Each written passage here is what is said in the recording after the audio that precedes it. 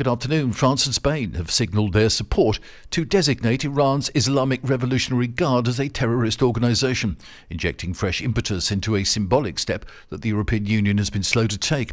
The idea came back to the table after the violent crackdown on Iranian protesters, but France and Spain voiced hesitation, casting serious doubts on whether the necessary unanimity could be reached.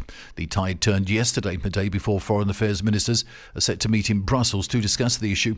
Sources from the foreign ministry here confirmed Madrid would now vote in favour. The United States, Canada and Australia have already designated the IRGC as a terrorist organisation. Germany and the Netherlands have repeatedly urged the bloc to follow suit. The Council of Ministers has approved the royal decree establishing the obligation to register personal mobility vehicles, such as electric scooters, in the National Vehicle Registry. This was essential to comply with the new law on civil liability and insurance in the circulation of motor vehicles, which introduced the obligation to insure all scooters and came into force on the 2nd of January.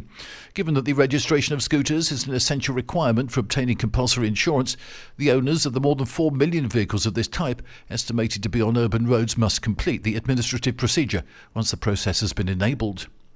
During the winter storm yesterday, the Maritime Rescue Service carried out 2 medical evacuations of newborns from Ceuta to Algeciras after helicopters were grounded due to strong winds and rough seas.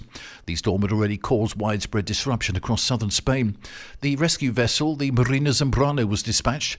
Medical personnel accompanied the first baby and the infant arrived safely at the hospital, where doctors continued their work in intensive care. Within 24 hours, a second newborn required the same journey. The winter storm had already caused major road closures, stranded motorists and caused power outages across Andalusia. And the National Police have detained 2 men in Valencia accused of registering foreign citizens using fake rental contracts, which let them make a profit of over €26,000. The police said that agents had found that some 30 foreigners had registered at the same property.